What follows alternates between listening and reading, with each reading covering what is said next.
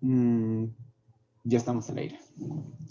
Bien, buenas noches con todos nuestros seguidores de la plataforma virtual Derecho Play.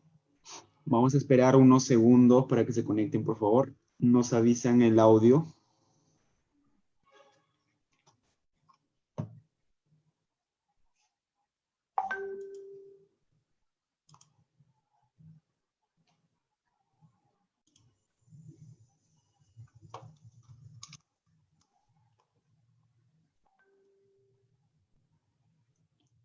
Por favor, pueden avisarnos el audio.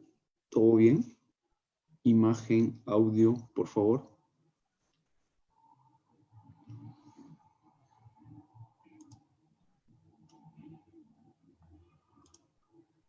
Bien, excelente. Darle la bienvenida a toda la comunidad jurídica que se conecta a esta hora de la noche a esta plataforma virtual Derecho Play. Y en especial, nuestros saludos para todos los alumnos que están llevando este curso de reforzamiento en Derecho Penal. Y pedirles también para efectos de la asistencia que puedan compartir el video.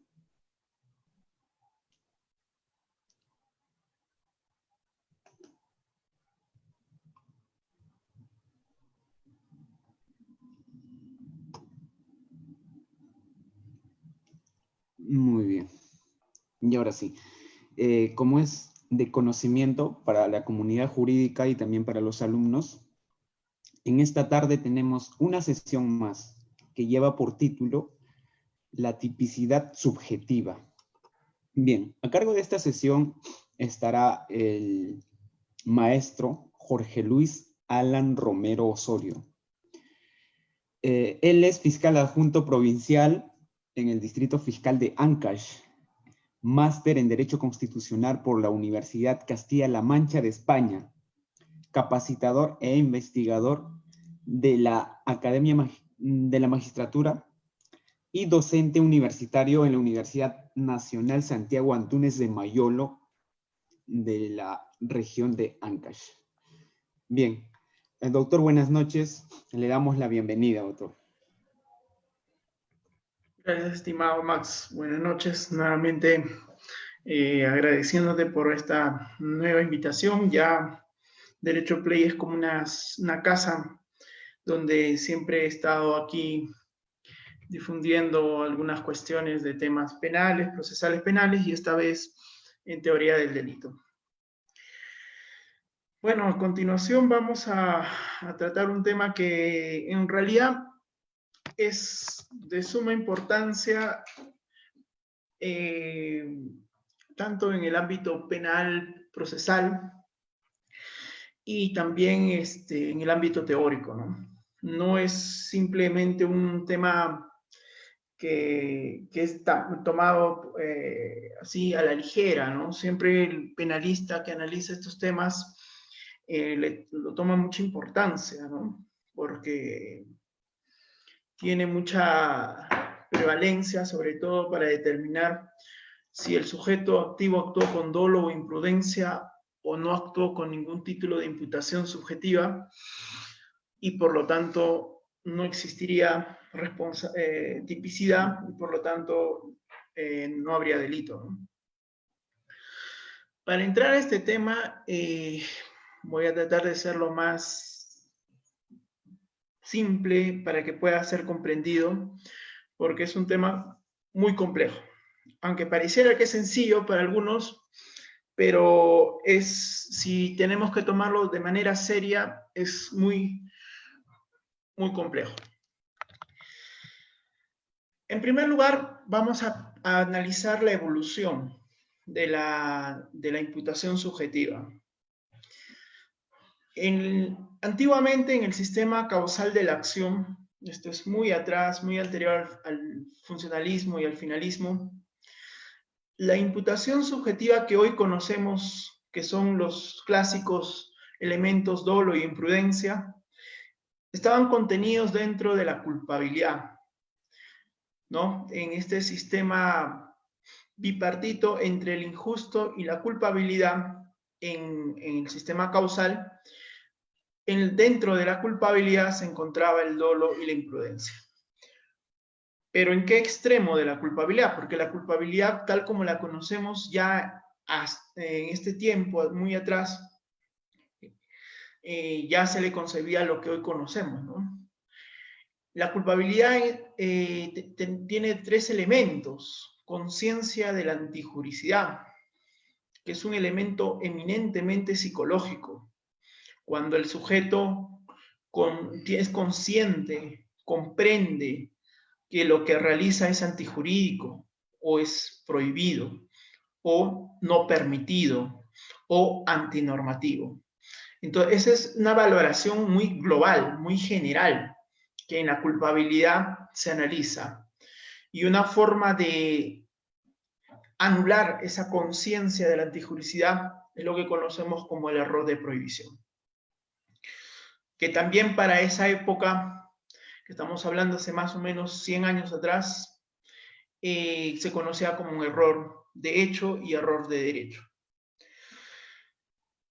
También la culpabilidad tiene otro elemento que es simplemente para el tema ilustrativo, la imputabilidad, que es la capacidad de imputación, ¿no? De la capacidad de la responsabilidad del sujeto, si es mayor de edad, si está en estado de conciencia o tenido alguna alteración del mismo. Porque este es el elemento del físico o biológico del ser humano, ¿no? Si este estaba en aptitudes para tener el primer elemento, la conciencia de la antijuricidad, ¿no? Entonces, si esta persona es sana, no tiene ningún tema de inimputabilidad, es decir, que tiene capacidad jurídica por responder, entonces también podría tener el elemento de la conciencia de la antijuricidad. Y la exigibilidad es ya un elemento eminentemente normativo, ¿no? De lo que se exige al sujeto de lo que debería hacer, ¿no? Y se le reprocha aquellas conductas pues, que eminentemente son antijurídicas y que más aún lo realiza de manera consciente o comprende que es antijurídico lo que hace y por lo tanto se le exige. En estos tres elementos, ¿dónde se encontraba el dolo y la imprudencia? Como elementos de la imputación o tipicidad subjetiva, estaban dentro de este elemento, de la conciencia de la antijuricidad. Y ahí conocemos pues al dolo psíquico y a la imprudencia, pero en este tiempo, bueno, la imprudencia más que todo el término es culpa, ¿no? Culpa. Diferente a la culpabilidad, ¿no? Hay que siempre tener, culpa es un elemento subjetivo, ¿no? Estos dos elementos con el dolo estaban contenidos aquí y eran eminentemente psicológicos. Es decir, el dolo era la conciencia de la antijuricidad y la imprudencia era una no conciencia de la antijuricidad, pero la previsibilidad o la posibilidad de adquirir esa conciencia antijuricidad. Es decir, si podías prever, podías llegar a esa conciencia de antijuricidad, respondías por imprudencia. Y si conocías esa conciencia de la antijuricidad, si tenías la conciencia de la antijuricidad, mejor dicho, era dolo. Luego, bueno, en el sistema causal, ¿qué pasaba con el tipo? ¿No? El tipo penal en realidad formaba parte del injusto. Y el tipo penal, pues, estaba conformado por estos elementos, ¿no? O sea, contenía la que era la tipicidad objetiva, ¿no? El tipo penal, que es la ley, la descripción del delito en la ley, la tipicidad objetiva, que es la descripción del comportamiento prohibido o no permitido en la ley, ¿no? ¿Cuál es ese comportamiento descrito en la ley, bajo sus circunstancias, modalidades y todo? Y dentro de estos tipos de elementos, de modalidades, la acción, el verbo rector, per se, son lo que denominamos los elementos objetivos, ¿no? Los elementos objetivos son todos los elementos que forman parte de la descripción típica del comportamiento humano, descrito en la ley penal, ¿no? El que mata a otro, el que es un elemento objetivo, que es en este caso el sujeto activo. Mata es el verbo rector, o la acción típica, que también es otro elemento objetivo. A otro es el sujeto pasivo, que es otro elemento objetivo, ¿no? Entonces, esos son todos prácticamente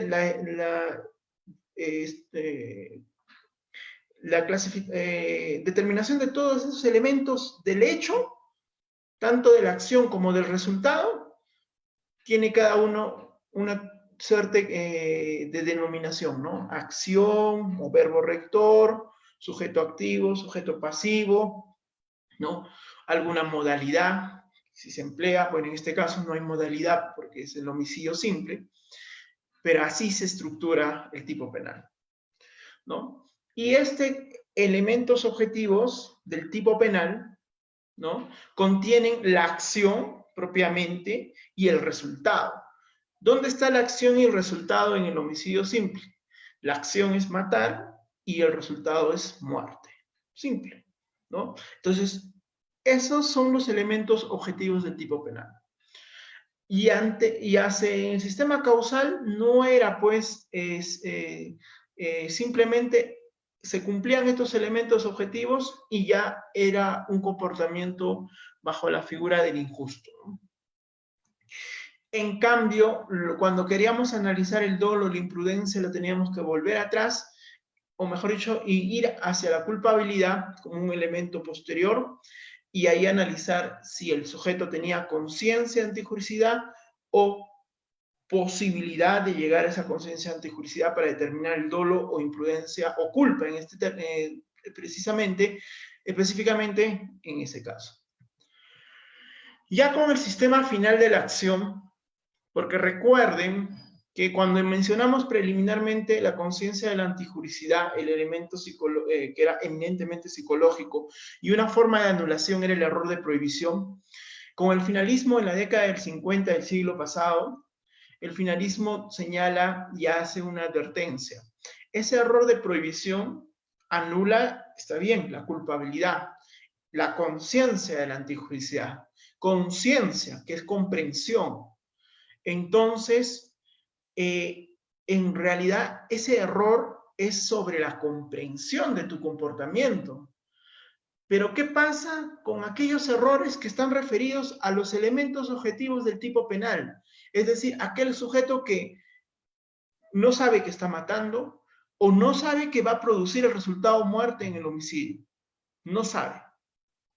Eso no es determinar si él conoce o comprende, o mejor dicho, comprende o tiene la conciencia de la prohibición del comportamiento en general, sino de un elemento específico. Entonces, ahí se dan cuenta, y los finalistas se dan cuenta, que es el gran aporte de ellos, de que en realidad hay un conocimiento exacto respecto a los elementos objetivos del tipo penal. Y en la culpabilidad lo que queda es la conciencia, que es algo global, ¿no? Entonces los finalistas definen o separan o distinguen entre conciencia y conocimiento. Conocimiento respecto a un aspecto, a un elemento, a un objeto. ¿Y cuál es ese objeto del conocimiento? El elemento objetivo del tipo penal. ¿Y cuál es el elemento de la conciencia en la culpabilidad? Es la antijuricidad. Entonces, ellos, al separar esto, también crean o se crea la figura del error de tipo. El error de tipo es aquel que no hay conocimiento de los elementos objetivos del tipo penal.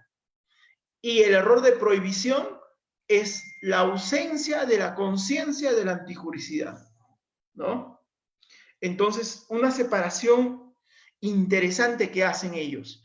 Y por lo tanto, en la culpabilidad ya no queda el dolo como conocían antes ellos, sino que ese dolo cognitivo, ese dolo que está referido al conocimiento, se traslada a la tipicidad subjetiva.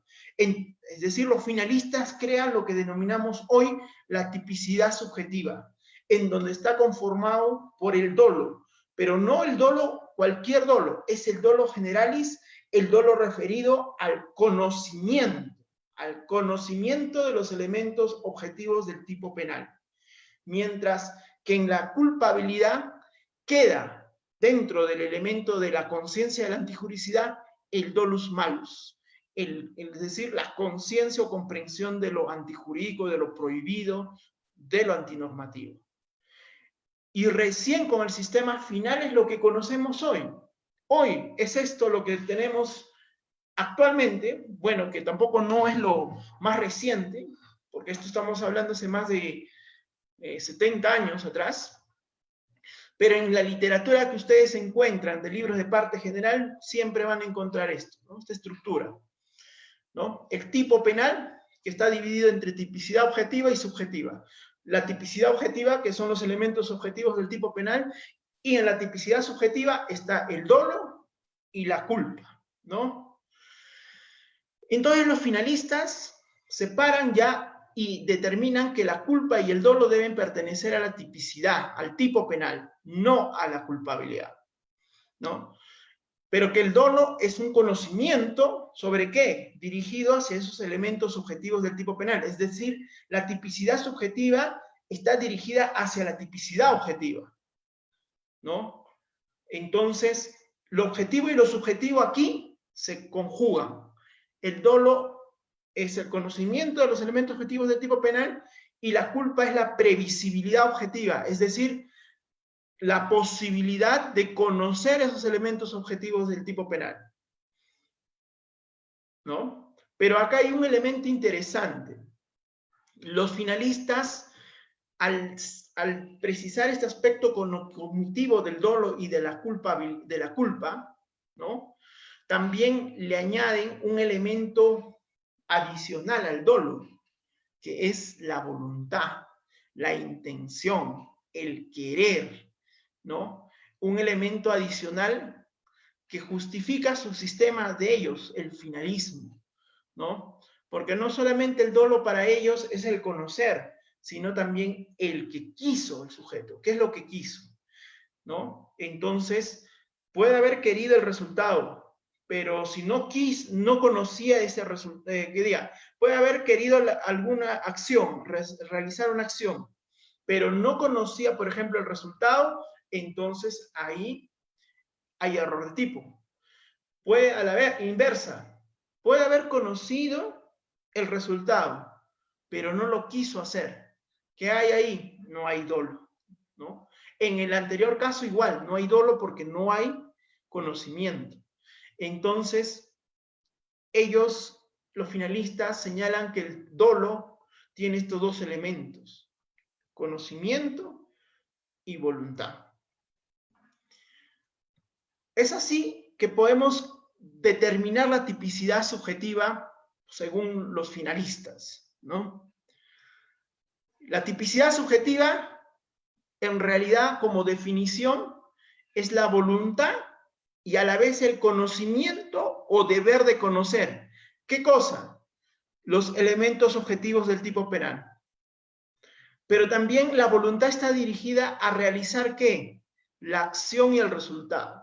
Es decir, la tipicidad subjetiva en realidad está dirigida a los elementos objetivos del tipo penal y a la vez también al resultado y a la acción. Pero si recuerdan ustedes cuando mencioné preliminarmente, en los elementos subjetivos del tipo penal está implícito la acción y el resultado, ¿no? O sea, dentro de los elementos objetivos del tipo penal está también lo que es el resultado y la propia acción o el verbo rector. Entonces, los finalistas, en cierto modo, para justificar la existencia de la voluntad, la dirigen la voluntad hacia la realización de la acción y hacia la realización del resultado. Es decir, quiso realizar la acción, quiso el resultado, ese es el elemento volitivo. Y el cognitivo, o el deber conocer, conocimiento, o deber conocer, que es más o menos como posibilidad de conocimiento, el deber conocer, se dirige exclusivamente a los elementos objetivos del tipo penal, que pueden ser descriptivos y normativos. Ustedes bien conocen cuáles son esos elementos descriptivos y normativos de un tipo penal. Entonces, ahí va dirigido lo que es el conocimiento, ¿no? Entonces, teniendo esta premisa de la definición de la tipicidad subjetiva que los finalistas comprenden y entienden, nos vamos a lo que es las clases de esta tipicidad subjetiva: dolo y culpa, ¿no? El dolo prácticamente es la base y es la misma definición que la tipicidad subjetiva: voluntad de realización, de acción y resultado, más conocimiento de los elementos objetivos de tipo penal, normativos o descriptivos. La única diferencia del dolo con respecto a la tipicidad subjetiva, que es la categoría más genérica, porque el dolo es una especie o un elemento de la tipicidad subjetiva, es el tema del deber conocer. ¿Y dónde va el deber conocer? Los finalistas lo trasladan a la culpa. El deber conocer es un elemento de la culpa, esencial, exclusivo, mientras que en el dolo es el conocimiento. Entonces acá podemos ver una clara distinción categórica del tema de la diferencia entre el dolo y la culpa respecto al conocimiento. En el dolo es el conocimiento de los elementos objetivos del tipo, mientras que en la culpa hablamos de la previsibilidad objetiva, del deber de conocer, de la posibilidad de conocer, no del conocimiento en sí, sino de la posibilidad, de lo que debió o pudo haber conocido el sujeto. Esa es la imprudencia, el que pudo conocer, mientras que en el dolo es el que conoce. Ambos, ¿qué cosa se dirigen? A los elementos objetivos de tipo penal. Para que la culpa exista como deber de conocer, ¿no?, tiene que basarse en algún elemento normativo, y es la infracción del deber objetivo de cuidado. Si un sujeto infringe un deber objetivo de cuidado, por ejemplo, el de conducir en estado de ebriedad, conoce, ¿no?, conoce su reglamento, sabe que está prohibido conducir en estado de ebriedad, pero pese a ello lo hace, al infringir su deber objetivo de cuidado, de acuerdo al rol que él desempeña en la sociedad, un rol especial, tiene a la vez la previsibilidad, la posibilidad de conocer los resultados que puedan generar su conducta, es decir, un choque con daños materiales, daños personales o incluso su propia autopuesta en peligro. Entonces, la culpa en realidad es prácticamente el elemento de la tipicidad subjetiva, el elemento normativo por excelencia, porque su justificación parte de manera objetiva de la infracción de un deber de cuidado, y al infringir ese deber de cuidado, tienes tú el deber o la posibilidad de conocer las consecuencias de esa infracción, que no simplemente es una papeleta. La consecuencia es que te pueden llevar a la cárcel por la comisión del delito de conducción en estado de ebriedad. Y no solo por ese delito, sino por las lesiones o homicidios que se pueda realizar como consecuencia de ese incremento de riesgo. Entonces, esa es la estructura de la culpa, y esta es la estructura del dolo. Entonces, otra diferencia entre ambas es el aspecto normativo. La culpa tiene un sustento o una base de un deber de infracción. Pero si fuera solamente un deber de infracción, o una infracción, de un deber objetivo, simplemente podría ser una infracción administrativa. Pero para ello, para que le tenga sustento la culpa como un título de imputación subjetiva para el delito, tiene que el sujeto, bajo esa infracción del deber objetivo de cuidado, tener una previsibilidad del resultado de la acción que está realizando y una posibilidad de conocer los elementos subjetivos del tipo penal, que pueden ser descriptivos y normativos. ¿Qué elementos descriptivos podemos ahí determinar? Por ejemplo, en el caso del homicidio culposo, la conducta, el comportamiento de conducir en estado de ebriedad es una acción per se de poder generar la muerte a una tercera persona. Entonces, ahí se justifica que el sujeto activo tuvo la posibilidad de conocer o representarse en su mente que podía causar la muerte al conducir un vehículo que es bien riesgoso, un bien riesgoso per se, en estado de ebriedad. Muy bien, hasta aquí es lo que conocemos sobre el finalismo. Y de acuerdo a este sistema final de la acción, muchos van a ver al siguiente gráfico lo que en realidad encuentran en casi todos los manuales del derecho penal parte general, tanto peruano como en extranjero, ¿no? Y he tratado de hacer la distinción de todas estas clases del dolo y de la culpa de la manera más sencilla para que puedan ustedes diferenciarlas. Porque el problema es que muchos autores caen en la confusión y empiezan a diferenciar estos elementos de manera errada. Entonces yo he tratado de ser coherente, me he puesto en la mente del finalista para llegar a definir cada uno de estos elementos y ser lo más objetivo posible para definirlos. Ya luego, en el sistema funcionalista, me pondré el chip de un funcionalista y explicaré cuál es su sistema. Pero para que ustedes entiendan la situación actual de la imputación objetiva, tienen que conocer los dos sistemas, porque los dos sistemas están vigentes, los dos sistemas se aplican. Pero para eso, primero conozcamos el sistema que está más aceptado hasta la fecha por la doctrina nacional e internacional. Dolo. Famoso dolo, definido por los finalistas y entendido por ellos. Los diferencian de tres formas clásicas: dolo directo, dolo indirecto, dolo eventual. Y hay una tercera especie que es el dolo preterintencional o el delito preterintencional, que es una mezcla entre dolo inicial y culpa final, ¿no? Es una mezcla que lo vamos a analizar también. Y la culpa está diferenciada entre la culpa consciente y la culpa inconsciente. Claro está que por la infracción del deber, acá estamos hablando más que todo desde el aspecto cognitivo en la culpa, porque de acuerdo a la infracción del deber, podemos clasificar la culpa también en lo que es negligencia, imprudencia e impericia, ¿no? ¿Qué es la imprudencia? La imprudencia es aquella en la cual el sujeto omite el deber objetivo de cuidado.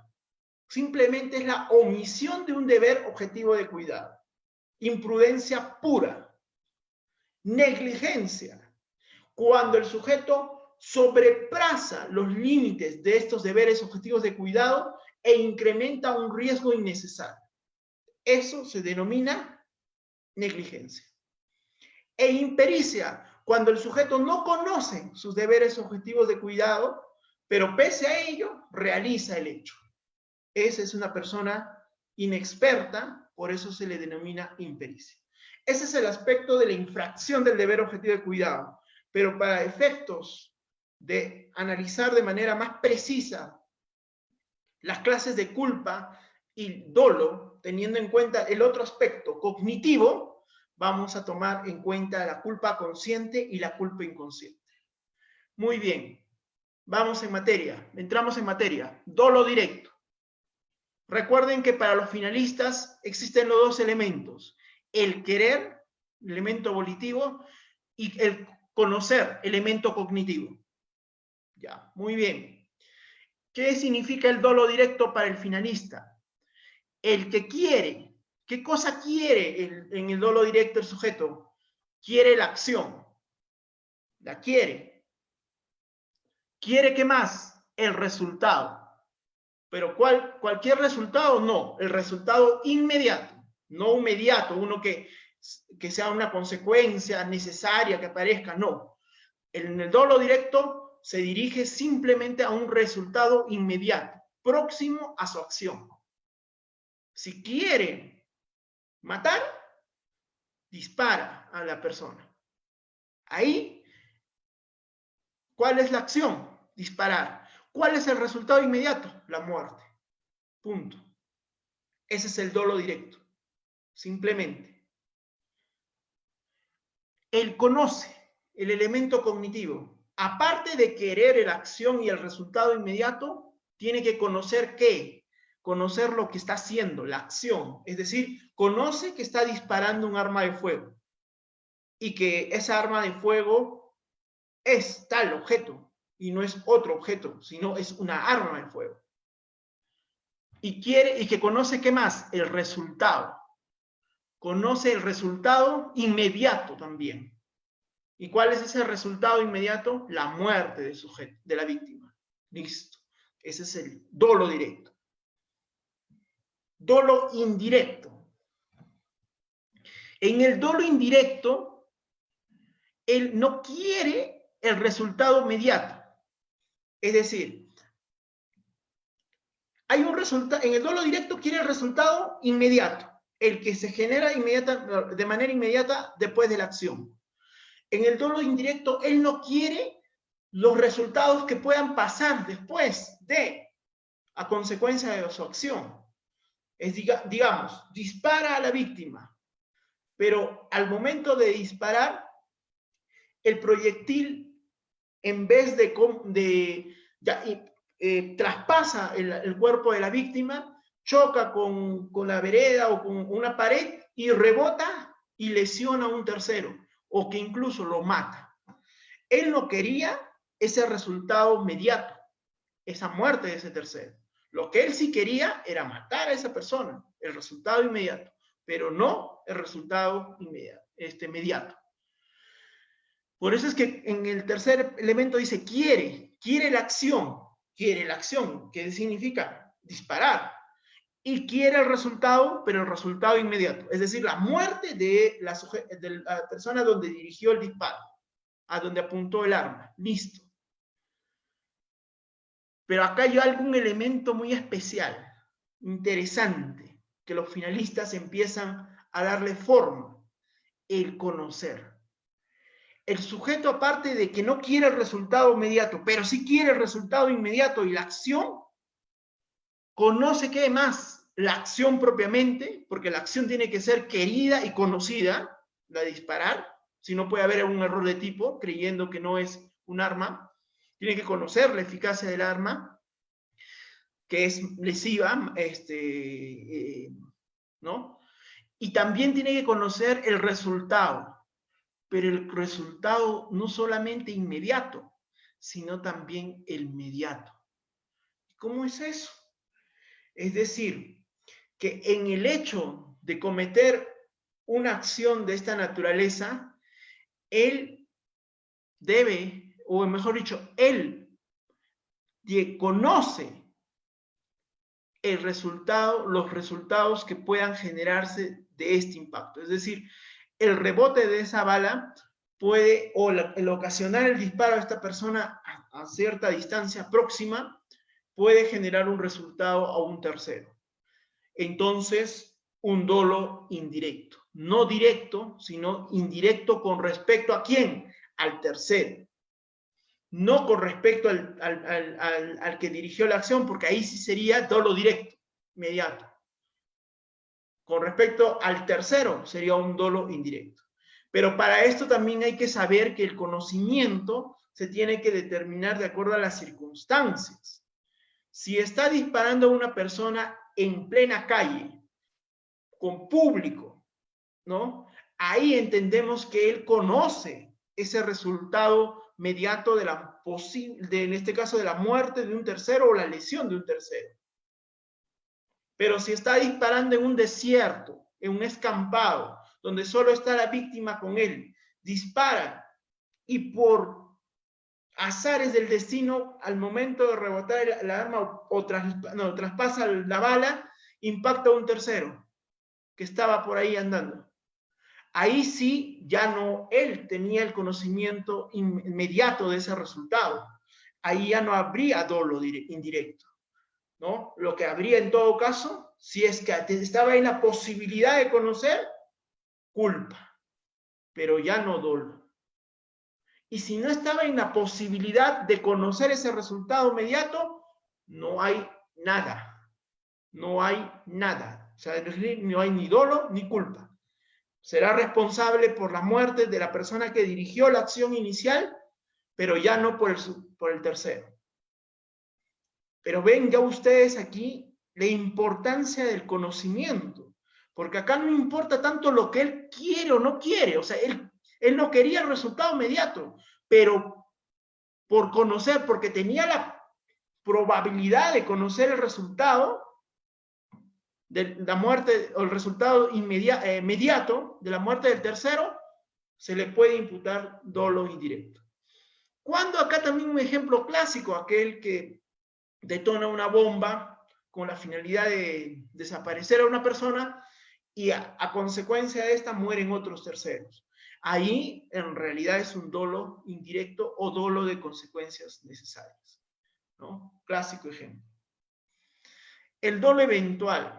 Este dolo sí es el que más discusión en la doctrina ha generado para distinguirla con la culpa consciente.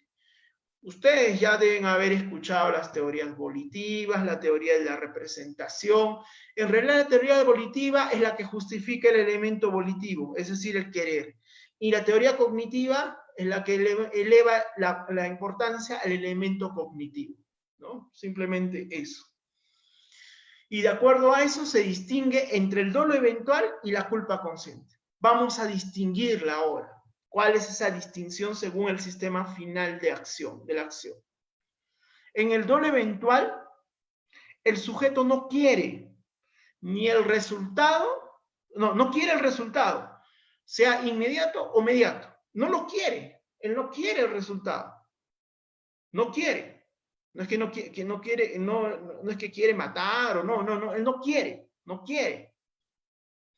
Pero sí conoce ¿qué?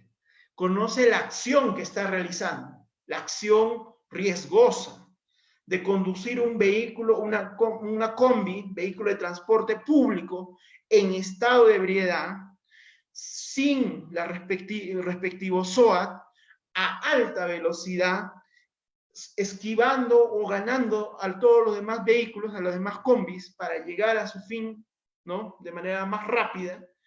Él, de acuerdo a esas circunstancias, conoce que su acción es riesgosa. Conoce también un resultado inmediato, no mediato, sino inmediato.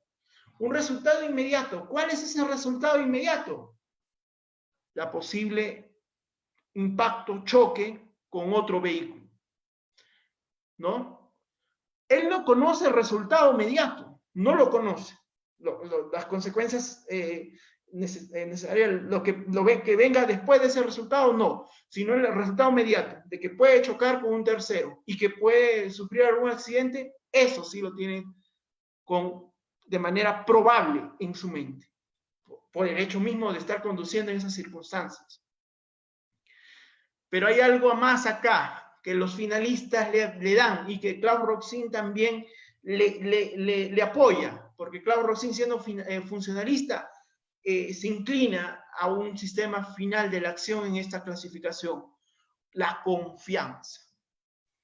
Él confía, pese a conocer la probabilidad del resultado, accidente de tránsito con consecuencia muerte o lesiones. Pero él confía, de acuerdo a sus capacidades de chofer, de 20 años de servicio en el servicio público, de que no va a pasar él.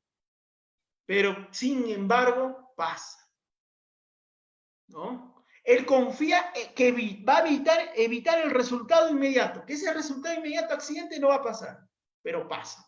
Pasó el resultado, pasó el accidente, chocó, fallecieron pasajeros de su unidad y también impactó con otro vehículo que ocasionó también lesiones de terceros. Ahí estamos hablando de un típico caso de dolo eventual, no de una imprudencia, no de una culpa consciente. Porque aquí este señor tenía primero la probabilidad del conocimiento del resultado que se iba a dar, del resultado inmediato.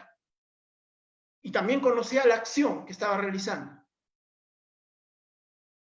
Y sin embargo, pese a ello, a tener esa representación, esa es la teoría de la representación, ese conocimiento probable de la comisión de ese hecho, él confía, es decir, le damos un elemento subjetivo. No quiso, pero confió. Él se confió de que no iba a pasar el resultado. Esa confianza es un elemento de la intención, del volutivo, que justifica al dolo eventual, ¿no? Pero cuando vamos a ver el sistema funcional, vamos a ver que toda esta definición, que ustedes la creen perfecta, es más imperfecta, mucho más imperfecta. Ahora vamos al dolo preterintencional. Los finalistas decían y había el problema. ¿Qué pasa si el sujeto tiene la intención o la voluntad, el querer lesionar a una persona y conoce que la va a lesionar, tirándole una piedra en la cabeza? Pero, ¿qué pasa si se muere? Él quería lesionarla con una piedra en la cabeza. No la quería matar. Entonces, ¿qué pasaría ahí? Ah, ya pues. Claro, él no quiso matar, pero debió conocer. Otra vez el conocimiento. Miren, el conocimiento es el que marca la distinción en todo esto.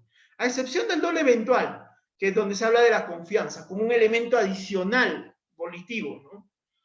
Pero si vemos acá, hasta el dolo directo, el dolo indirecto y el dolo eventual, en el dolo directo, el conocimiento y la voluntad, 50-50, dentro del dolo directo, 50% cada uno. En el dolo indirecto, sube el conocimiento y baja la voluntad, 75-25%, un poquito menos, ya, ahí, pero es más conocimiento y menos voluntad. Y en el dolo eventual es más conocimiento y un pequeño rezago de voluntad, esa confianza. Porque para que justifiquen el dolo eventual es que el sujeto tenía una probabilidad de conocer el resultado inmediato y es alta. El nivel cognitivo ahí, el elemento cognitivo es alto y el elemento volitivo es mínimo, simplemente la confianza. En el dolo preterintencional, ahí decía, ¿qué problema nos ponemos? Quiere lesionar, no quiere matarlo, solo quiere lesionar, pero produce la muerte. ¿Cómo vamos a responsabilizar? ¿No? Y ahí crean pues los legisladores a nivel mundial los famosos delitos preterintencionales, ¿no? Lesiones con subsecuente muerte, ¿no? Lesiones con subsecuente muerte. Aborto con subsecuente muerte de la madre, ¿no? Entonces, aquí los finalistas dicen, en el dolo preterintencional, el sujeto quiere la acción inicial, lesionar. ¿Quiere el resultado? También. Quiere el resultado, pero el resultado inmediato. ¿Cuál es ese resultado inmediato? Lesionar la cabeza de la persona con la piedra. Muy bien. ¿Conoce lo que está haciendo la acción? Sí, conoce que la piedra es un elemento que puede causar una lesión, una contusión a una persona o a cualquier ser humano. Entonces ya, perfecto. ¿Conoce también el resultado? Sí. ¿Conoce? ¿Qué cosa es lo que conoce? Conoce el resultado inmediato, es decir, el cercano, el próximo, es decir, agarra la piedra y causa la lesión. Eso conoce. Pero él no quiere el resultado inmediato, que diga, Él conoce el resultado inmediato, disculpe, acá había un error. Conoce el resultado inmediato, el resultado que es próximo, inmediato, pero él no quiere el resultado inmediato, el lejano, la consecuencia accesoria que pueda pasar después de la lesión que causa. No conoce eso. No quiere que diga, no quiere que muera, solamente quiere que sea lesionado con la piedra. Muy bien, pero acá hay un elemento importante. Debió conocer ¿qué cosa? El resultado inmediato. O sea, debió conocer que esa piedra, al impactar en la cabeza de una persona, puede ocasionar la muerte de una persona, ¿no? Entonces, ahí le justifican con el deber conocer. O sea, el elemento cognitivo otra vez cumple su preponderancia aquí, su papel importante. No quiso el resultado inmediato, pero sí debió conocerlo, ese resultado inmediato. Por lo tanto, será imputado por el delito de lesiones, ¿no? En caso acá, lesiones leves o graves, dolosas, con concurso ideal, ese es el concurso ideal de los finalistas, concurso ideal con el delito de homicidio culposo, ¿no? Entonces ustedes dirán, está bien, pues, está justo, es justo. Claro, pues, él no quiso matarlo, solamente lo quiso lesionar, está bien, dolo de lesiones graves. Y por la muerte, bueno, pues sería homicidio culposo. Pero para hacer esa imputación, ¿qué pasa? El legislador crea y los finalistas crean el delito de preterintencional, pues. No, porque es una sola acción, no podría dar doble resultado, o mejor dicho, doble imputación, dolosa y culposa a la vez. No, pues, porque recuerden, señores, según el artículo 12, para que sea imputado a título de imprudencia, tiene que estar establecido en el tipo penal. Si no dice el que por culpa, el que por negligencia, el que por impericia, el que debió conocer, no se le puede imputar a una persona imprudencia y se entiende que es dolo. Entonces, crean esta figura aparentemente dolosa y le incluyen el debió conocer, debió prever, debió conocer el resultado de la muerte. Delito preterintencional puro, ¿no? Pero acá hay un problema, pues, señores. Una sola acción no puede desencadenar doble título de imputación subjetiva, es decir, dolo e imprudencia. Entonces, para no llegar a ese tipo de concursos, lo que hace el legislador lo conjuga y lo fusiona en un solo tipo penal. Intermedio, ¿no? Entre la pena un poco más agravada que las lesiones, pero un poco menos que los homicidios. Por ahí, para justificar. De ahí vamos a ver el problema que conlleva esto. Ahora, la culpa.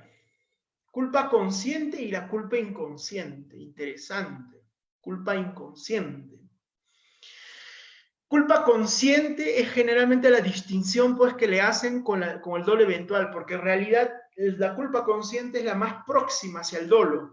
Entonces, entre el dolo eventual y la culpa consciente está el límite, ¿no? ¿Cuándo podemos determinar un dolo eventual y cuándo una culpa consciente? Entonces, ese límite es bien tenue. Y por ese límite se han matado más de 100 años doctrinarios estudiando, investigando la distinción de estas dos figuras, ¿no? Entonces ahí está, pues, lo que dicen algunos, no, pues, es que el dolo eventual y el dolo culpa consciente ya está resuelto. Hasta ahora se sigue investigando y analizando la distinción de estos dos elementos, ¿no? Hasta ahora, y ese es el papel importante de la dogmática penal. Culpa consciente, ¿qué es? El deber de conocer. Si ustedes se dieron cuenta, en el delito preterintencional hablamos del deber conocer. Claro, es que el deber conocer es prácticamente una culpa, es la culpa. Pero el preterintencional mezcla entre el dolo y la culpa. Lo junta los dos, lo junta, ¿no? Dolo inicial y culpa final. Esos. Entonces la culpa consciente es el sujeto que debió conocer el resultado inmediato, no el inmediato, no, el inmediato, el directo, el que genera directamente el resultado que hace, de la acción que hace, que diga. Debió conocer el resultado inmediato. Conoce la acción. O sea, sabe qué acción está realizando. Está conduciendo un vehículo en estado de ebriedad. Conoce que está haciendo ello. Sabe que está conduciendo un vehículo en estado de ebriedad. Lo sabe. Pero debe conocer que a consecuencia de ese resultado, de esa acción riesgosa, porque ha aumentado el riesgo, eso es imputación objetiva, ¿no? Que ese es otro tema, otra clase. Al crear ese riesgo, conoce de que puede generarse un resultado, muerte o lesiones o daños materiales como consecuencia del resultado, ¿no? Entonces ya, ahí estamos viendo los elementos. Y quiere, ¿qué quiere con la culpa consciente? Quiere la acción. Quiere la acción. Quiere la acción, pero no quiere el resultado. Interesante. Quiere la acción, es decir, que está conduciendo en estado de ebriedad, la quiere, es consciente, sí, tengo la voluntad de conducirla, sí, la quiero, ¿no? Pero no quiere el resultado, pues. En la culpa consciente, según los finalistas, el sujeto no quiere que pase, porque si dijera que quiere, se confundiría con el dolo. Se confundiría, ¿no? Con el dolo preterintencional en todo caso, ¿no? Entonces, ahí el sujeto no quiere el resultado, pero debe conocer ese resultado. O sea, esa es la culpa consciente. Tú debiste conocer, a pesar que no quisiste ese resultado del accidente, del choque y todo, pese a estar en estado de ebriedad, tú debiste conocer ese resultado, debiste de prever ese resultado de tu conducta riesgosa. Claro, con la base de infracción del deber. Acá no estoy poniendo la infracción del deber porque ese es el elemento adicional de la culpa, ¿no? Pero la infracción del deber se da tanto en la culpa consciente como en la inconsciente. Eso no lo distingue a ambas. Lo que les distingue es estos elementos, el elemento cognitivo que vamos a ver ahora, ¿no? Que estamos viendo ahora, mejor dicho, ¿no? En ambos hay infracción del deber objetivo de cuidado, es decir, infracción de las reglas de tránsito, según el ejemplo que estoy planteando. Muy bien, ¿no? Entonces, él debió conocer el resultado. Muy distinto es en el dolo eventual, en donde él no debió conocer, sino que él conoce con alta probabilidad de que el resultado va a pasar. ¿Y cómo distinguimos? Simplemente por los hechos. En el caso de la culpa consciente, está en estado de ebriedad, nada más. En el otro caso, es un chofer de una combi, transporte público, no tiene SOAT, conduce en estado de ebriedad, acelera e invade carril y todo ello. Ahí, este sujeto es más temerario, es más avesado que aquel que conduce un vehículo en estado de ebriedad y que se confía, hasta el elemento confianza puede entrar ahí, confía que no pase. Pero él más que no confía, él no cree que va a pasar, no va a suceder el resultado, no va a ocurrir. No quiere que va a pasar ese resultado. En cambio, en el dolo eventual, él tiene la probabilidad del resultado que se va a dar, alta probabilidad desde el aspecto cognitivo, pero confía, de acuerdo a sus deberes, a sus actitudes, de que no va a pasar, no va a suceder. En cambio, en la culpa consciente, él se representa ese resultado, pero de manera lejana, posible. En el dolo eventual es algo actual, es algo probable, altamente probable que pueda pasar ese resultado. En cambio, la culpa consciente, él no lo ve. No creo que pase. No va a suceder ese resultado, ¿no? Confía de que no va a pasar ese resultado, no por sus capacidades, sino porque la ve lejana, porque simplemente está conduciendo en estado de ebriedad de manera no alta, no está en estado alta ebriedad excesiva, sino mediano. Entonces, él ni siquiera quiere el resultado, ni siquiera conoce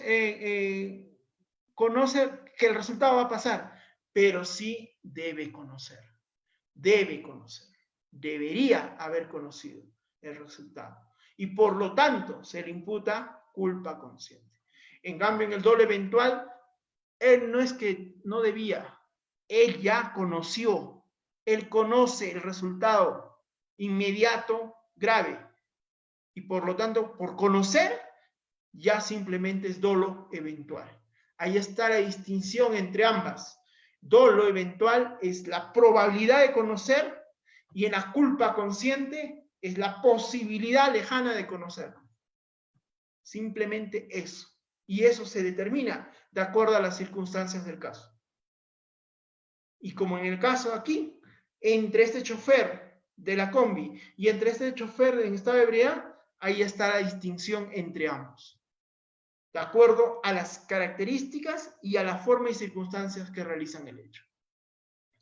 Ahora, ¿qué es la culpa inconsciente? En la culpa inconsciente, como su propio nombre, e incluso ese término de consciente con inconsciente, cae en una falacia. Si los propios finalistas señalaron que la culpa y el dolo no podrían estar como elementos de la culpabilidad en el aspecto de la conciencia de la antijuricidad, sino dentro de en la tipicidad y como conocimiento, ¿por qué le denominan consciente e inconsciente? Un rezago de lo que quedó de la culpa cuando era parte de la culpabilidad, pues. Y aún se confunde, y los mismos finalistas se confundieron al establecer conciencia con conocimiento. Muy distinto es conciencia, que va en la culpabilidad, y conocimiento, que va en la tipicidad, ¿no? Muy distinto eso. Pero ¿qué definen ellos con la culpa inconsciente? La culpa inconsciente dice no conoce. Él no conoce el resultado inmediato. No lo conoce. No conoce. Conoce que está haciendo la acción, es decir, que está conduciendo el vehículo, conoce eso, pero no conoce el resultado que puede pasar. Ni la posibilidad, ni debió conocer nada. No conoce absolutamente nada del resultado, ni tampoco la acción. ¿Quiere la acción? Sí, está conduciendo con el vehículo, quiere, es normal, está con la voluntad, pero no quiere el resultado tampoco inmediato ni mediato. Es decir, no quiere el resultado inmediato. O sea, no conoce el resultado inmediato ni tampoco quiere el resultado inmediato. Pero sí conoce la acción y sí conoce sí conoce y sí quiere el resultado. Por el querer y conocer la acción, disculpen, simplemente quiere y conoce la acción, pero más no el resultado inmediato. Por el hecho de conocer y querer la acción, se le imputa a culpa inconsciente, a título de culpa inconsciente. Prácticamente acá estamos hablando de la vulneración del principio, ¿no?, de prescripción de responsabilidad objetiva. Aunque en realidad ese principio de proscripción de responsabilidad objetiva se refiere más a la culpabilidad, porque la culpabilidad es el elemento o la categoría del delito, de la teoría del delito subjetivo, es la categoría subjetiva del delito. Una cosa distinta son los elementos subjetivos del tipo penal, ¿no? Según el análisis de toda la teoría del delito, en la culpabilidad se ve el aspecto psíquico del sujeto, si es imputable o no, ¿no? Entonces, aquí prácticamente no importa si él desconocía el resultado y no quería el resultado.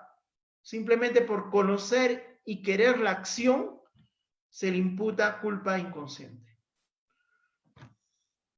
Aquí de verdad ya empieza a ver los problemas del finalismo. O sea, En realidad, si tu fundamento de los finalistas era que en el dolo directo había un 50% de conocimiento y voluntad, y que luego en el dolo indirecto había un 70% de elemento cognitivo y menos de voluntad, ¿no? De 30%. En el dolo eventual casi ya un 80-90% de elemento cognitivo y simplemente un 10% de la confianza como de elemento volitivo. Y en el dolo preterintencional ya no se hace eso porque en realidad son dos tipos, están mezcladas, el dolo y la imprudencia, los dos juntitos, solamente que se mezclan. Ya, ahí. En la culpa consciente, ¿qué quedaba del conocimiento? Acá ya en la culpa consciente ese conocimiento se reduce. Si en los dolos el conocimiento va creciendo desde el dolo eventual mayor, va bajando, disculpen, en el dolo indirecto y llega al 50% en el dolo indirecto, en la culpa consciente lo que existe es una simple posibilidad de conocer, ¿no? Eso. Y por la posibilidad de conocer se te puede imputar un delito a título de culpa consciente. Pero en la culpa inconsciente no tienes ya nada, ya no hay posibilidad de conocer, ya no hay conocimiento. Entonces, ¿qué cosa vas a imputar? ¿Simplemente porque conoció y quiso la acción? ¿No? Entonces, ahí empiezan a ver los problemas. Y por eso de ahí viene la famosa imputación subjetiva, que forma parte de lo que es el tema de la imputación objetiva, ¿no? En realidad, dentro de la imputación objetiva está la imputación subjetiva. Ahí dentro, forman parte. Sino que la imputación subjetiva es una subcategoría de la imputación objetiva creada por los finalistas, funcionalistas, ¿no? O reactualizada, mejor dicho, por los funcionalistas Roxin y Günther Jacobs. Acá vamos a ver que los funcionalistas hacen algo muy interesante. Han estudiado a los finalistas y se dan cuenta que en todo el sistema final de la acción, siempre el conocimiento tiene un papel preponderante en todo, incluyendo en la culpa consciente. Bueno, a excepción de la culpa inconsciente, que ya ni hay, ¿no? Ahí ya no hay nada. Entonces, si hay que ser correctos, no debería existir ya la culpa inconsciente, ¿no? Porque ya no hay conocimiento. No hay conocimiento, ¿no? Aunque el término ya les he dicho que está mal, el inconsciente no debería ser, sería en todo caso culpa no previsible, ¿no? O no posible de conocimiento, el término propio, ¿no? Bueno. Entonces los funcionalistas, sobre todo, acá ya empezamos a hablar la primera época de Günther Jacobs, porque Roxin siempre ha justificado a los finalistas en este sistema. Jacobs, antes del 2000, tenía esta concepción. Luego se retractó y regresó con Roxin a justificar este sistema. Pero antes del 2000, Jacobs tenía una posición muy interesante, que la comparte y ahora lo ha superado incluso Wolfgang Frisch y Ingeborg Pupp. Pupp y Frisch, los dos son prácticamente los que podríamos decir, los que actualmente justifican esto, los que determinan esto. Jacobs hasta el 2000 y de ahí se arrepintió, dijo no me quiero meter en problemas, mejor me regreso a mi sistema final de la acción respecto a la imputación subjetiva. Muy bien. Imputación subjetiva. Ya no estamos hablando, como en el título, tipicidad subjetiva, sino imputación subjetiva. Los funcionalistas cambian. Ya no hablan de acción, tipicidad, antijuricidad, culpabilidad y responsabilidad. Bueno, sistema pentantito, ¿no? de la teoría del delito, ¿no? Que Roxin lo añade la responsabilidad como quinto elemento de la teoría del delito. No, del delito, ¿no? No, acá hay tres, pero que no funcionan de manera escalonada, ¿no? Sino simplemente, o de manera vertical, sino horizontal. Imputación a la persona, ¿qué es? ¿Qué es la imputación a la persona? La culpabilidad. Simplemente se analiza primero la culpabilidad y ellos le denominan imputación a la persona. Si es una persona que tiene incapacidad mental, ha estado en estado de ebriedad absoluta, ¿para qué ya vas a analizar acción, tipicidad, antijuricidad? ¿Para qué ya, pues? O sea, ellos agarran la culpabilidad y la convierten como primer elemento de análisis, imputación a la persona. Luego de eso viene la imputación objetiva. Si esa persona es capaz de ser responsable penalmente, de responder, porque tiene conciencia de la antijuricidad, porque no hubo error de prohibición, no hubo una causa de exculpación que anule la exigibilidad de la conducta o la reprochabilidad de la conducta, pasa al segundo tamiz, imputación objetiva. Y ahí analizamos si no hubo autopuesta en peligro, si no hubo acto que diga imputación a la víctima o autopuesta en peligro, si no hubo conductas neutrales, ¿no? O si no hubo aumento de riesgo, ya, ahí, listo. Pasó esto, recién se analiza en tercer nivel o en tercer fase, imputación subjetiva. Una vez que ya el hecho tiene culpabilidad y hay imputación objetiva o tipicidad objetiva que los finalistas lo denominan, y antijuricidad, porque la imputación objetiva analiza también el tema de la antijuricidad como elementos de conductas neutrales y todo eso, recién va a la imputación subjetiva el funcionalista normativista, por cierto, no cualquier funcionalista tampoco, y acá se analiza esto. ¿Y qué dice el funcionalista normativista? Ha advertido de que la imprudencia nació como una infracción del deber de cuidado, ¿no? O sea, es una infracción normativa. ¿Y en el dolo no habrá tampoco infracción de deber, en realidad? Claro que sí. Entonces, ¿cuál es la distinción entre estas dos formas específicamente? Porque en el dolo puede haber infracción de deber. Ese conductor de la combi está infringiendo sus deberes de cuidado del tema de reglas de tránsito. Pero de acuerdo a todas las acciones que ha realizado riesgosas, lo convierten en dolo. Entonces prácticamente el deber de cuidado es prácticamente genérico para todos. Todos pueden, hasta una conducta, un comportamiento doloso puede tener base de una infracción de deber cuidado. Entonces la distinción entre estas dos figuras, dolo e imprudencia, tiene que ir por el otro elemento de la imprudencia, el conocimiento. Muy bien. Entonces acá definen qué es la imputación subjetiva. Es la atribución de conocimiento. O sea, el fiscal cuando acusa o el juez cuando te condena al sujeto activo le atribuye el conocimiento. ¿Pero de qué? De los elementos objetivos del tipo penal. ¿Cuáles son esos elementos objetivos de tipo penal? El comportamiento típico, que es la acción, y el resultado típico, el propio resultado. Todo ello está o forman parte de los elementos subjetivos de tipo penal, ya que hemos descrito y hemos señalado preliminarmente. Listo. ¿Y cuáles son los elementos objetivos de tipo penal? Normativos y descriptivos, simplemente. Eso es la imputación subjetiva. Conocimiento. Punto. Ya no hay voluntad, que quiso, no quiso, no. Esas cosas fuera.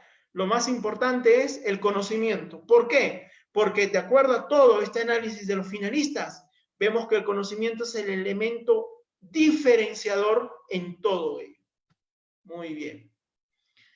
Formas de la imputación subjetiva, las que conocemos, dolo e imprudencia, ¿no? ¿Qué es el dolo? El conocimiento probable actual.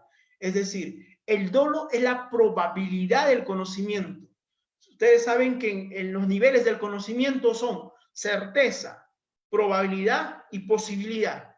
Muy bien, el dolo es la probabilidad, nunca la certeza, porque nadie sabe a ciencia cierta lo que va a ocurrir, porque siempre hay un margen de error en el resultado. Entonces jamás el dolo puede ser un conocimiento exacto, sino un conocimiento probable, pero probable y actual. Es decir, ese conocimiento que realiza este sujeto al disparar el arma de fuego a su víctima, tiene un conocimiento probable del resultado muerte que va a ocasionar con el disparo, y que es actual, es en el momento conoce, no es que lo conocía anteriormente, en el momento conoce hay una probabilidad de la muerte de la persona, es dolo. Conocimiento probable actual ¿de qué? De los elementos objetivos de tipo penal. ¿Cuáles son los elementos objetivos de tipo penal? Que la acción de disparar es un elemento, es una acción grave, letal, y que el resultado que genere con esa acción también va a ser letal, la muerte de una persona. Esos son los elementos objetivos de tipo penal. Cuando ustedes quieran analizar la acción y el resultado, ¿dónde están descritos? En el tipo penal de todos los delitos del Código Penal. Ahí están los elementos objetivos. Y a eso se dirige el dolo. A eso. A los elementos objetivos del tipo penal. La imprudencia. La imprudencia también es conocimiento. Entonces no habría diferencia, ¿no? Si hay una diferencia. Que en la imprudencia hay un conocimiento posible y lejano del resultado, de una previsibilidad subjetiva, ¿no? Aquí el sujeto tiene un conocimiento, pero no actual, sino lejano, pasado, de que podría suceder un resultado. No es que lo considera inmediatamente ahí al conducir el vehículo que en ese momento va a chocar, no. Tiene la posibilidad de que puede pasar algo, un accidente al conducir en esta ebriedad. Por lo tanto, tiene una previsibilidad subjetiva. Esa previsibilidad, esa posibilidad de prever el resultado es subjetivo, interno de él, no objetivo. En cambio, los finalistas tuvieron ahí un problema. Ellos hablaban de la previsibilidad objetiva. Y la previsibilidad objetiva, como ven aquí, era un grave problema para distinguirla y para justificar el error de tipo.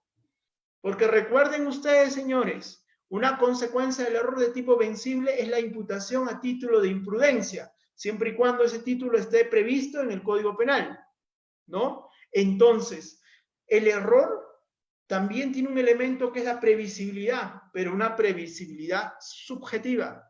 Y los finalistas se equivocaron cuando trasladan el error a la culpa en la tipicidad subjetiva y la trasladan como previsibilidad objetiva. ¿Y cuál es la diferencia? Ustedes me dirán.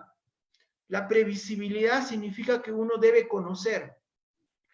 Cuando te dicen que es objetivo, significa que tú te mides tu posibilidad de conocer de acuerdo a todos. O sea, de acuerdo al promedio de las personas, al nivel cognitivo de todas las personas de una sociedad, al nivel promedio cognitivo. Ah, no, tú debiste conocer. No porque tú por tu propia persona, sino porque los demás, en tus circunstancias, podían haber conocido. Eso era un error grave, gravísimo, porque estaba objetivizando el conocimiento no del propio sujeto, sino de acuerdo a lo que los demás, era medido por lo que los demás podían conocer, y no por él mismo. Entonces, en la imputación subjetiva, con esta nueva corriente finalista, funcionalista, se entiende que no es una previsibilidad objetiva, sino es una previsibilidad subjetiva, porque se mide los conocimientos o la posibilidad de conocer de acuerdo a las condiciones personales del sujeto. El sujeto, de acuerdo a lo que pudo conocer, se mide de acuerdo a sus características, a sus conocimientos previos, a su instrucción, a las capacitaciones que tuvo, a accidentes previos que haya tenido o hechos similares. Todo eso se mide y de acuerdo a eso se entiende si él tenía la posibilidad de conocer el resultado o quizás no. Entonces no hay ni culpa tampoco, no hay imprudencia. Y acá, ¿por qué digo imprudencia y ya no culpa? Porque los funcionalistas dicen algo importante. La culpa es un elemento muy atrás, muy arcaico. Eso es el rezago de que formaba parte de la culpabilidad y por eso le denominan culpa.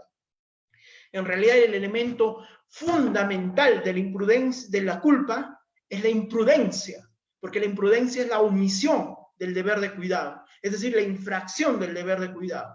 Entonces, por lo tanto, el término más propio es la imprudencia. Bueno, esos son temas ya por definición. Entonces, ahí la imprudencia, ese elemento cognitivo, es conocimiento posible, lejano o previsibilidad subjetiva de los elementos objetivos del tipo penal, es decir, de la acción y del resultado descritos en el tipo penal. Pero además la imprudencia tiene un elemento adicional, ¿no? La infracción del deber de cuidado. Pero en mi caso yo ya preferiría incluso que esa infracción del deber de cuidado, bueno, ya no debería estar, pero entiendo que lo justifican aún porque de acuerdo a la infracción del deber de cuidado, el sujeto va a tener que tener la posibilidad de conocer el resultado de acuerdo a esa infracción. Porque si el sujeto simplemente tiene la posibilidad de conocer, no tiene la posibilidad de conocer un resultado, muerte o lesiones, simplemente que va a tener conocimiento de que está cometiendo una infracción administrativa, una mera infracción administrativa, y que simplemente se le va a imponer una papeleta, ya pues sería distinto, ¿no? Entonces, este deber de cuidado, esta infracción, justifica la imprudencia como un elemento normativo para luego justificar al cognitivo, que es el conocimiento, para que una persona, en su sano juicio, cuando infringe una norma de deber cuidado administrativa generalmente, se tenga la posibilidad de que pueda generar un resultado más allá de una simple infracción administrativa, sino quizás un resultado penal, una lesión o una muerte, ¿no? Ahora, para finalizar, si ya los funcionalistas tienen, bueno, funcionalistas normativistas, estamos hablando más acá, Frisch, Pup, que ya lo analizan de esta manera, ¿qué queda entonces de la clasificación del dolo y la imprudencia? Acá la definición o el aporte lo vamos a remitirnos a lo que hace Inge Verpuk, autora polaca, penalista, profesora principal de la Universidad de Bonn, Alemania, y ella dice: dolo directo, indirecto y eventual. Muy bien. ¿Cuál es su definición de estos tres si ya no hablamos del conocimiento, de la voluntad? Simplemente conocimiento. El dolo directo simplemente es el conocimiento probable, alto, de la realización de los elementos objetivos del tipo penal. Punto. O sea, en realidad, el dolo directo es la alta probabilidad de la comisión del hecho, del resultado. Punto. Ese es dolo directo. Dolo indirecto, una mediana probabilidad de resultado de la realización de los elementos objetivos del tipo penal, ¿no? O sea, acá estamos hablando de una distinción cuantitativa. Dolo eventual, una mínima probabilidad del conocimiento de los elementos objetivos del tipo penal. ¿Y qué pasa con el delito preterintencional? Deja de existir. Ya no hay, pues, ya no hay delito preterintencional porque ya, según esta teoría, no podría haber un conocimiento y a la vez una posibilidad de conocimiento, un conocimiento probable y una conocimiento posible, porque es una sola acción, y una sola acción no puede desencadenar dos tipos de imputación distintas, una imprudente y una dolosa. Ese es el rezago del finalismo, y ese es el rezago que, por ejemplo, en muchos concursos ideales se imputa dolo, tentativa de homicidio doloso y lesiones culposas consumadas, el típico clásico o ejemplo clásico de ese concurso. Entonces, no, acá simplemente hay una sola acción que conlleva un solo resultado y un solo título de imputación. Simplemente. Y acá se mide por la probabilidad del conocimiento. Si tuvo probabilidad de conocimiento, dolo. Si tiene posibilidad de conocimiento, es decir, previsibilidad subjetiva, claro está, entonces hablamos de imprudencia, ¿no? Y acá ya no se habla de imprudencia consciente, inconsciente, el inconsciente ya ni existe, eso ya no tiene que existir, simplemente la culpa o la imprudencia en este caso, previsible, la imprudencia subjetiva previsible, ¿no? En donde acá ya no hablamos de conocimiento probable, sino conocimiento posible de los elementos objetivos del tipo penal, o sea, los descriptivos y normativos. Y que además tiene que estar fundamentado por la infracción del deber objetivo de cuidado. Listo. Solucionado el problema de distinción entre dolo e imprudencia. Y ustedes dirán, doctor, pero hay otros elementos subjetivos distintos al dolo, que he leído en muchos libros que hablan sobre ello, y que incluso las casaciones hablan de ello. Sí, pues, esos elementos distintos al dolo, ¿no? Que dicen, por ejemplo, con la finalidad de ocultar la procedencia ilícita del bien en el delito de lavado de activos, con la finalidad de apropiarse del bien ajeno o apoderarse del bien ajeno, con la finalidad de evitar el descubrimiento de un bien, ¿no? De procedencia ilícita, o por ejemplo en el caso de lo que es receptación, ¿no? Entonces, esos elementos subjetivos que dicen estos finalistas, que es distinto al dolo, pero que es otro elemento subjetivo, en realidad todas esas finalidades, señores, son simplemente móviles. Los móviles. ¿Cuál fue tu móvil? Pues mi móvil fue lucrar. Mi móvil, por eso me apropié de ese bien. Mi móvil era pues ocultar el delito, ¿no? Y ocultar la procedencia ilícita de este dinero que se ha recabado, de estos efectos delictivos, ¿no? Entonces, todo eso son móviles. ¿Y dónde están los móviles? ¿Dónde se estudian los móviles? Se estudian en la culpabilidad, porque en la culpabilidad los móviles son eminentemente psicológicos, psíquicos, y los motivos se analizan en la culpabilidad, en el dolus malus, en donde se determina, pues, por ese móvil vil, por ese móvil lucrativo, por ese móvil discriminador, por ese móvil discriminador, por ejemplo, el caso de la mujer en el parricidio, por ese móvil, tú cometes tu conciencia a la antijuricidad o prohibición, es grave, ¿no? Has tenido conciencia de la prohibición, de la antijuricidad. ¿Por qué? Porque actuaste bajo estos móviles egoístas, discriminadores, qué sé yo. Pero como los finalistas sacaron al dolo de la culpabilidad hace 70 años y lo trasladaron a la tipicidad, le arrastraron con todos esos elementos psíquicos móviles. Y claro, no podían ser dentro del dolo, lo pusieron como otros elementos adicionales al dolo. Pero ya para el tema funcionalista, esos elementos ya no se analizan en tipicidad subjetiva, sino en la culpabilidad para determinar la mayor penalidad. Porque recuerden, señores, el dolo y la imprudencia no determinan la pena según nuestro sistema penal y según los sistemas penales internacionales. Simplemente el dolo y la imprudencia justifican el título de imputación. Si es dolo o es imprudencia. Si no es, no hay tipicidad. En la culpabilidad recién se determina la pena. El elemento para determinar la pena, que es la responsabilidad, para determinar eso, se hace de acuerdo a tu culpabilidad. Y en tu culpabilidad se analizan tus móviles. Y si tus móviles fueron egoístas, lascivos, lucrativos, o de placenteros, o lo que sea, justifica que ese tipo penal, como el homicidio, se convierta en parricidio, en asesinato, en otras figuras agravadas. Y por lo tanto, la pena supera. Y ese es el problema en el sistema penal y en la dogmática penal.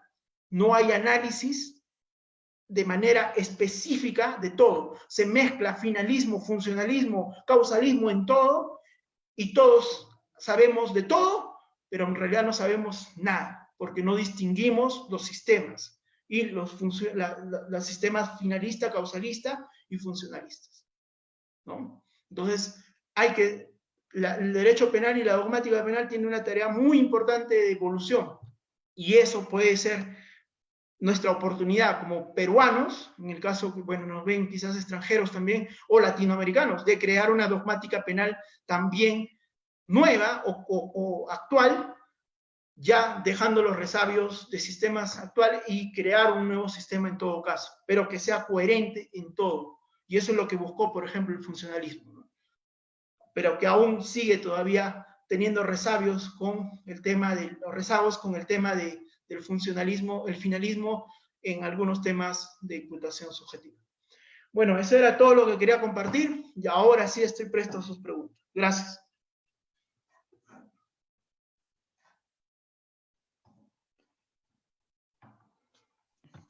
Bueno, doctor, en vista de que ya terminó con la ponencia, vamos a revisar si tenemos interrogantes del público.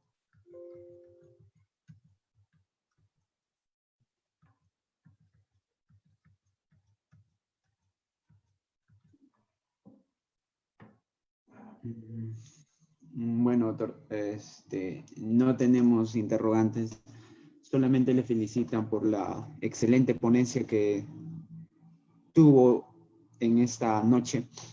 Y también de parte de esta plataforma virtual Derecho Play, agradecerle infinitamente su amabilidad, su predisposición de participar en los cursos que estamos organizando. Como usted mencionaba al inicio, también ya es de la casa, que próximamente también estamos lanzando un diplomado que usted estará como docente, doctor.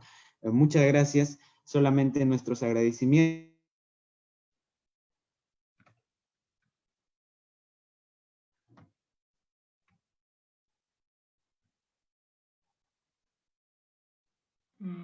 Sí, gracias. No te escucho. Creo que se ha perdido el audio.